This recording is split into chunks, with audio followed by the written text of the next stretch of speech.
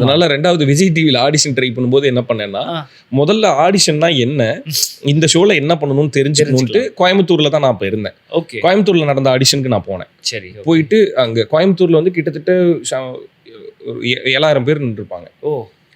நான் போனது ஒரு 9 மணிக்கு போனேன். 9 மணிக்கு போகும்போது வெளியில நின்றுருப்பாங்க. ஒரு 1/2 கிலோமீட்டருக்கு ஒரு கியூ நிக்குது. அதுல நின்று தான் உள்ளுக்குள்ளார போனேன். போயிட்டு ஆனா நான் ஆடிஷன் அட்டன் பண்ணவே இல்லை.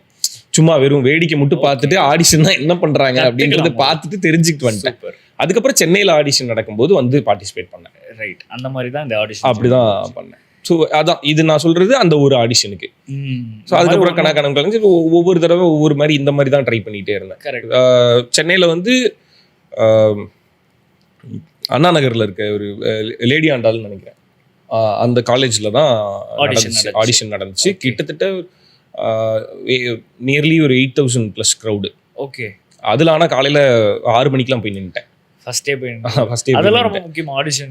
ஆமா, இப்ப அந்த மாதிரிலாம் நடக்கிறது இல்ல. ஓ. அப்ப வந்து காலையில 6 மணிக்கு நான் போகும்போது 200-300 பேர் நின்று இருந்தாங்க.